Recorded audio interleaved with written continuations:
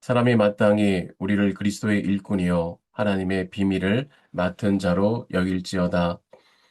그리고 그 맡은 자들에게 구할 것은 충성이니라. 너희에게나 다른 사람에게나 판단받는 것이 내게는 매우 작은 일이라. 나도 나를 판단하지 아니하노니 내가 자책할 아무것도 깨닫지 못하나 이로 말미암아 의롭다함을 얻지 못하노라. 다만 나를 판단하실 이는 주시니라.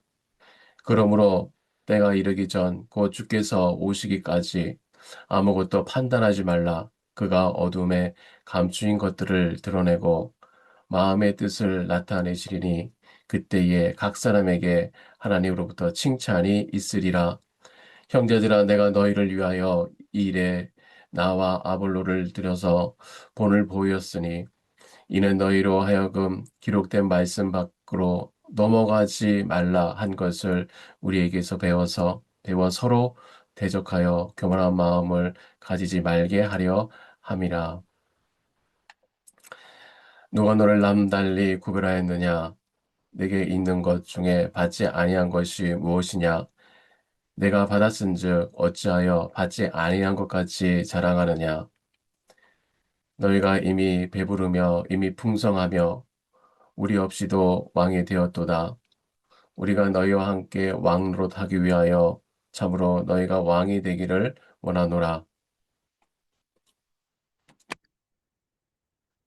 어, 사람을 가까이서 들여다보면 한 가지 분명한 차이가 보입니다. 겉으로는 웃고 있어도 속은 쉽게 무너지는 사람이 있는가 하면 상황이 아무리 험해도 내면이 단단하게 서 있는 사람이 있습니다. 그 차이를 어, 만드는 것이 무엇일까요? 저는 자존감이라고 생각합니다. 어, 신앙도 마찬가지입니다.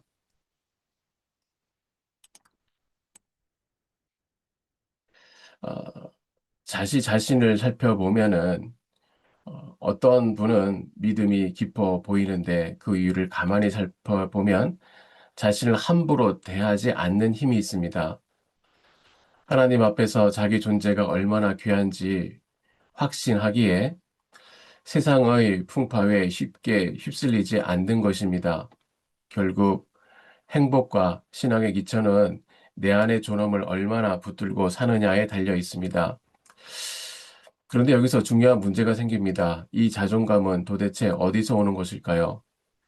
이러한 자존감은 사람에게서 오는 것이 아니라 하나님으로부터 오는 것입니다. 세상 사람들은 스스로를 증명하기 위해 끊임없이 왕이 되려고, 주인공이 되려고 합니다. 성취와 성공 위에 자존감을 세우려는 것이죠.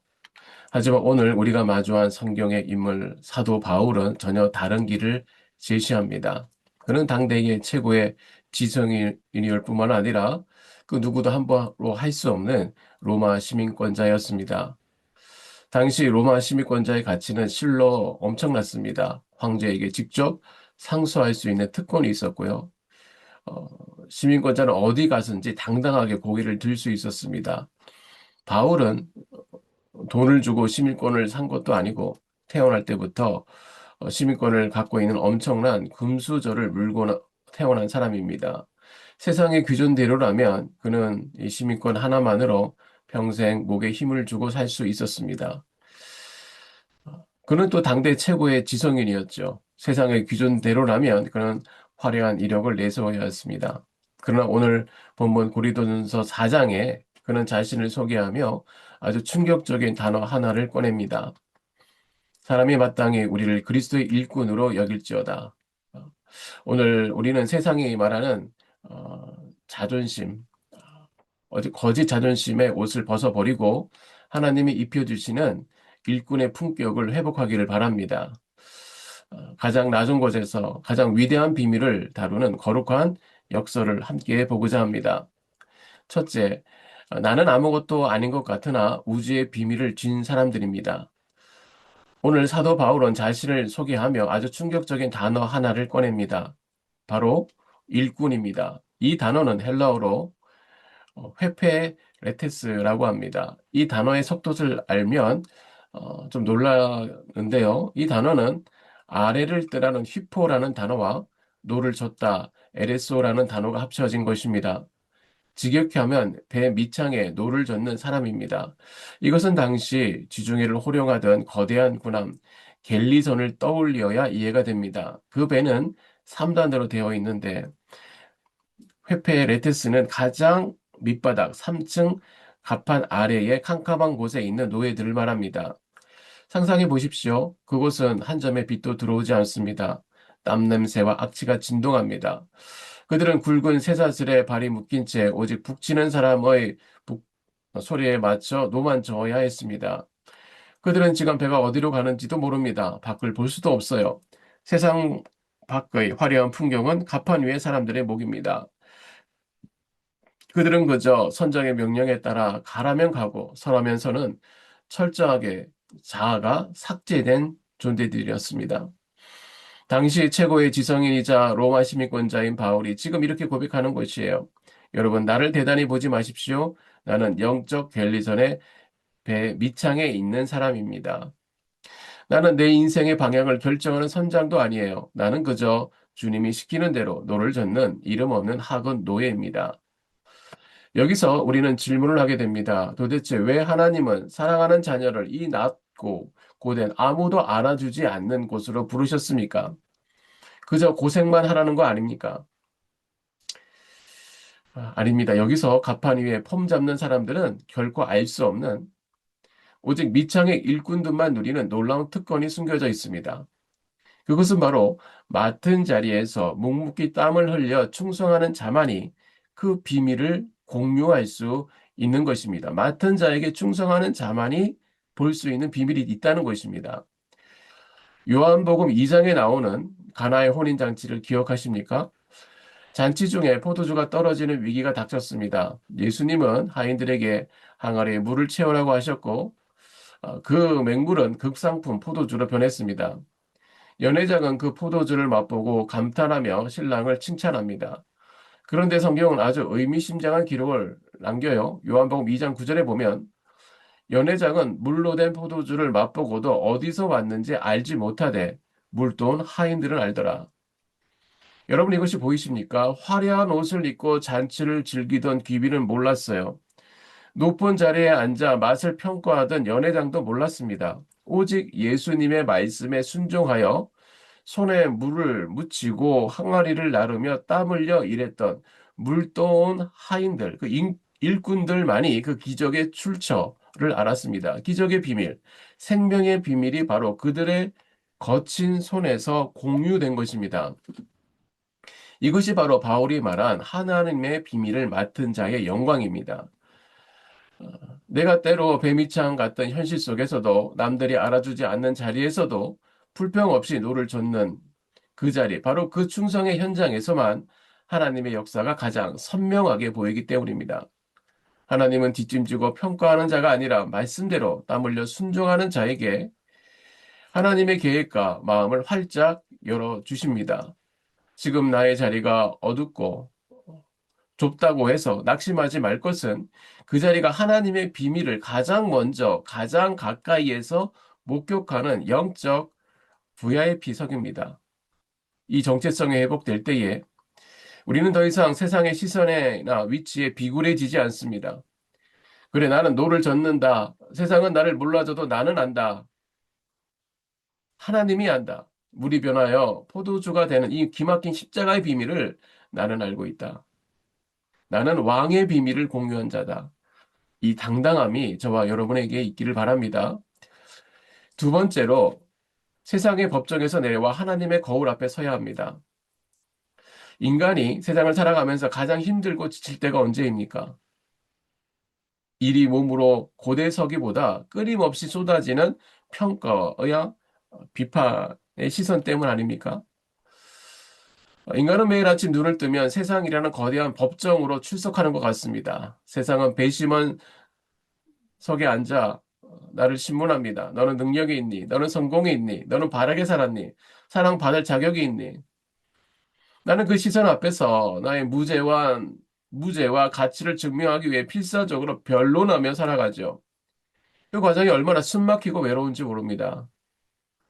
그런데 오늘 본문에서 바울은 아주 놀라운 선언을 해요. 너에게 판단받는 것이 내게는 매우 작은 일, very small thing이라고 말합니다. 여러분, 바울이 이 한 말이 이해가 됩니까? 남들이 뭐라 해도 신경 안 쓴다는 건 알겠는데 그 뒤에 더 충격적인 말을 덧붙입니다. 나도 나를 판단하지 않는다. 얼뜻 들으면 참 뻔뻔해 보입니다. 자기 성찰도 없고 반성도 없는 사람처럼 보여요. 하지만 아닙니다. 바울은 인간의 본성을 너무나 정확하게 꿰뚫고 보고 있었던 것입니다. 그 비밀은 바로 내 감정과 내 판단은 믿을 수 없다는 사실입니다. 우리 마음을 잔잔히 한번 들여봅시다. 나의 마음이라는 게 얼마나 변덕스럽습니까? 아침에 일이 좀 잘 풀리면 누구 카톡 하나에 칭찬받는 말이 오면 금세 어깨가 으뜩해지고 나 좀 괜찮은 사람인가 봐 하고 교만해집니다. 그러다 오후에 작은 실수라도 하면 또 누구에게 어떠한 나쁜 말을 들으면 또 언제 그랬냐는 듯이 땅을 파고 들어갑니다. 아이고, 나는 왜 이 모양일까? 나는 구제불능 아니냐? 하며 스스로를 학대합니다. 우리의 감정은 마치 널뛰게 하는 날씨와 같습니다. 맑았다, 흐렸다, 도무지 종잡을 수가 없어요. 내가 기분 좋으면 내가 의인이 되고, 내가 우울하면 내가 쓰레기처럼 느껴집니다. 내 마음인데도 내 마음을 객관적으로 볼 수가 없는 것입니다. 마치 고장난 저울과 같은 것이죠. 그래서 바울은 이렇게 선언합니다. 나는 내 고장난 저울 위에 나를 올려놓지 않겠다. 내가 내 양심을 들여봤을 때에 당장 찌르는 게 없다고 해서 내가 죄가 없는다는 뜻은 아니다. 내 판단도 틀릴 수 있기 때문이다. 남들이 나를 칭찬한다고 해서 그 칭찬에 나를 올려놓지 않겠다는 것입니다. 여러분, 이것이 지혜입니다. 내가 나를 판단하면 교만 아니면 절망 중 하나에 빠질 수밖에 없습니다. 왜 우리가 불행합니까? 내가 나를 심판관의 자리에 앉혀놓고 스스로 가혹한 형벌을 누리기 때문입니다. 내가 하나님 노릇을 하며 선악을 판단하기 때문입니다. 이제 우리는 그 시선을 옮겨야 합니다. 바울은 그 위험한 시소 타기에서 내려와 오직 정확하고 변함없는 하나님의 저울 앞에만 서겠다고 결단했습니다. 어떤 정도가 매일 아침 화장하는 아내의 모습을 보며 이런 생각을 하였다고 합니다. 수십 년을 화장하였는데 그러면 이제 안 보고도 그릴 때가 됐는데 여전히 거울을 보며 눈썹을 그린다. 왜 그럴까요? 내 손의 감각은 믿을 수 없고 거울이 보여주는 모습만 객관적인 모습이기 때문입니다. 그렇습니다. 우리 영혼도 마찬가지입니다. 세상이라는 깨진 거울, 내 감정이라는 흐릿한 거울을 이제 치우고 하나님의 판단이라는 가장 맑고 투명한 거울 앞에 서야 합니다. 성경은 말합니다. 주께서 오시기까지 아무것도 판단하지 말라. 이 말씀은 방임하라, 막살라는 뜻이 아니라 하나님은 아직 나를 공사 중이고 그 공사는 아직 끝나지 않았다는 뜻입니다. 공사 중인 건물에 들어가서 여긴 왜 이렇게 지저분해, 벽이 왜 이래라고 평가하는 사람은 없습니다. 완공될 때까지 기다려주는 것이죠. 하나님은 지금 저와 여러분의 인생을 빚어가는 중이십니다. 때로는 깎아내시고, 때로는 무너뜨리시고, 어, 그것은 우리를 망가뜨리는 것이 아니라 가장 아름다운 작품으로 완성해가는 과정입니다. 그러니 오늘 하루 사람들의 말에 귀를 기울이고 너무 기뻐하거나 낭망할 필요가 없습니다. 오늘 나를 지으신 분, 나를 끝까지 책임지시는 하나님의 그 시선에 고정하고 이렇게 고백합시다. 하나님, 저 여기 있습니다. 자, 부족한 저 아직 공사 중이지만 하나님께서 아름답게 완성하실 줄 믿습니다.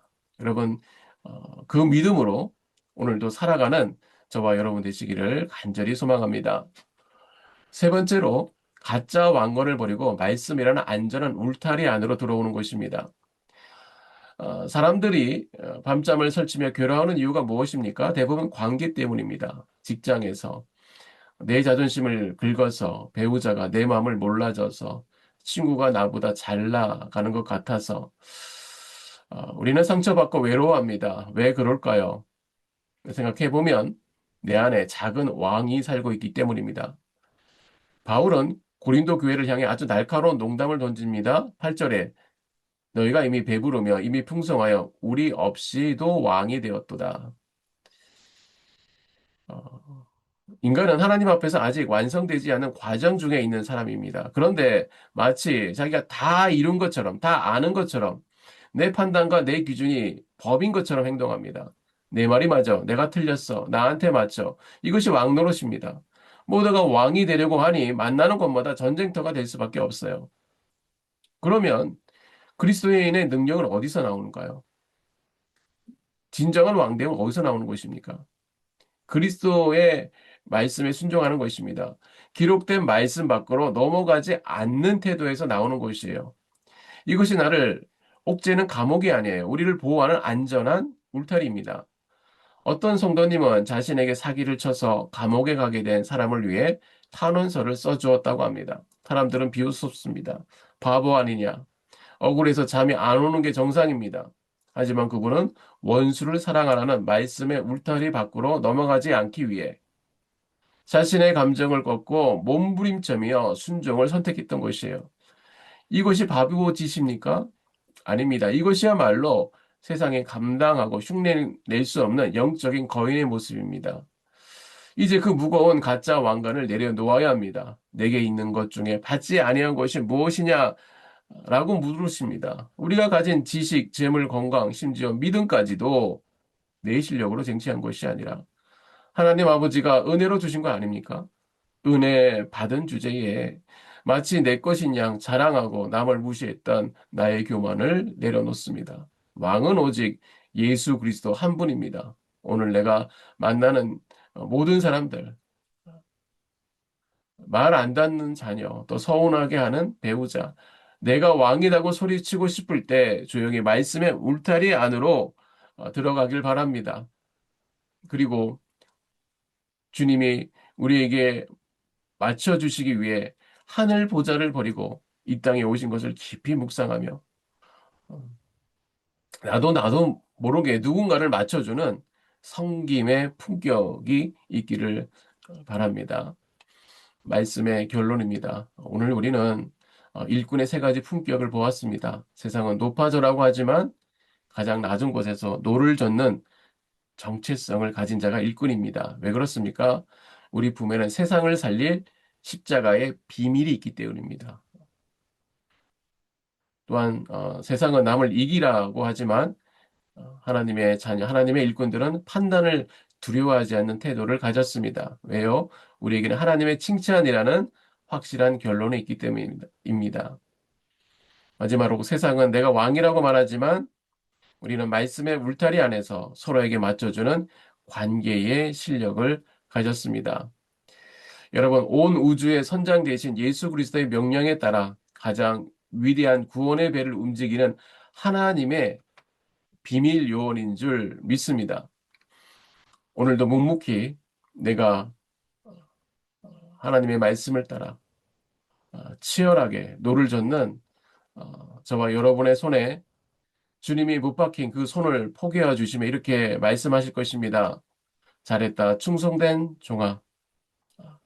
내가 맡은 그 비밀이 너를 살리고 세상을 살릴 것이다. 이 비밀을 맡은 자로 거룩한 자부심을 품고 세상의 소음에 흔들리지 않는 품격 있는 일꾼으로 오늘 하루도 승리하시기 바랍니다.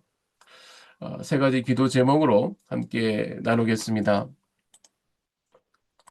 첫째, 배 밑창에서 일하는 충성된 일꾼의 긍지를 주옵소서. 주님의 비밀을 가장 먼저 목격하는 영광의 자리임을 깨닫게 하시고 나는 아무것도 아니지만 주님의 비밀을 맡은 존귀한 자라는 거룩한 자존심을 회복하며 맡겨진 자리에 묵묵히 노를 젓는 신실한 청지기가 되게 하여 주시옵소서. 둘째, 세상의 법정에서 내려와 하나님의 거울 앞에 서게 하소서. 너는 내 사랑하는 자녀다라고 말씀하시는 주님의 음성에만 기울이게 하시고 아직 공사 중인 내 인생을 가장 아름답게 완성하실 주님을 신뢰하며 오늘도 담대하게 살아가게 하소서. 세 번째로, 내가 왕이 되려는 교만을 버리고 성김의 품격을 갖게 하소서. 내 고집과 자존심을 꺾고 상대를 품어주는 넉넉한 마음을 주시어 내가 머무는 곳마다 다툼이 그치고 주님의 평화가 임하는 은혜를 허락하여 주시옵소서. 우리 다 같이 기도하겠습니다. 하나님 아버지 감사합니다. 오늘도 말씀 앞에 저희를 불러주시니 감사합니다. 비록 한치 앞이 보이지 않는 캄캄한 현실이라 할지라도 우리의 미래를 가장 확실하게 그려가시는 승리의 주님을 신뢰합니다. 나의 생각과 감정을 내려놓게 하시고 묵묵히 주어진 자리를 지켜내는 충성을 허락하여 주시옵소서.